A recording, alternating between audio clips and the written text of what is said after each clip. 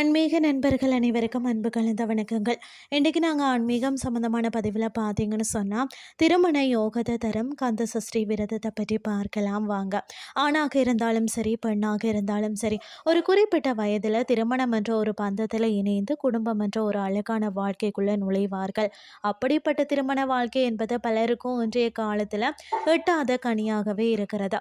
அதற்கு ஜாதக ரீதியான காரணங்களும் ஒன்றாக இருந்தாலும் மனப்பொருத்தம் போன்ற பல விஷயங்களுக்காக திருமணம் ஏதோ ஒரு ரூபத்தில் தள்ளிக்கொண்டே சென்றிருக்கும்.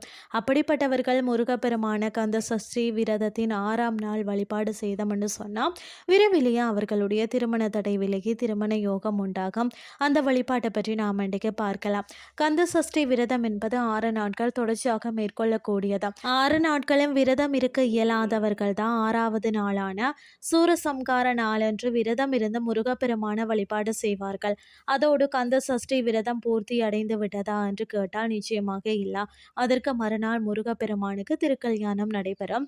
அதோடு தான் முருகப்பெருமானின் இந்த கந்த சஷ்டி திருவிழா நிறைவடைகிறது. திருக்கல்யாணத்தில் கலந்து கொள்பவர்களுக்கு அவர்களுடைய வாழ்க்கையில விரைவில் திருமணம் நடைபெறும் என்று கூறப்பட்டாலும் கந்த சஷ்டி விரதத்தின் 6வது நாள் விரதம் இருந்து திருக்கல்யாணத்தை பார்க்கும் பொழுதுதான் முழு பலனையும் பெற முடியும். திருமணம் தடைப்பட்டு இருக்கக்கூடிய ஆணாக இருந்தாலும் சரி பெண்ணாக இருந்தாலும் சரி இந்த வழிபாட்டை செய்யலாம். ஒருவேளை உங்களால் இந்த வழிபாட்டை செய்ய முடியலன்னு சொன்னால் உங்களுடைய தாய் தந்தை இந்த வழிபாட்டை செய்யலாம்.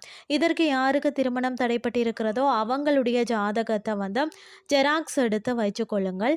கந்த சஷ்டி விரதத்தின் 6ஆம் நாளான அக்டோபர் மாதம் 27ஆம் தேதி தான் பிரம்ம முகூர்த்த நேரத்தில் வீட்டு பூஜை அறையில் இருக்கக்கூடிய முருகப்பெருமானின் படத்திற்கு முன்பாக ஜெராக்ஸ் எடுத்த இந்த ஜாதகத்தில் 4 மூலைகள்லையும் மஞ்சள் தடவி வைக்கணும்.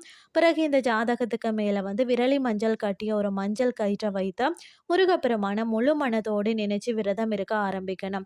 அன்றைய தினம் மாலை நேரத்தில் சூரசம்காரம் நடைபெறும் பொழுதுதான் நீங்கள் உங்களுடைய வீட்டில் எப்பொழுதும் போல முருகப்பெருமானுக்கு பூஜை செய்வீங்கல்லவா. அப்படி பூஜை செய்யும் பொழுதுதான் முருகப்பெருமானுக்கு அர்ச்சனை செய்யும் வழக்கத்தை வச்சிருப்பீங்க.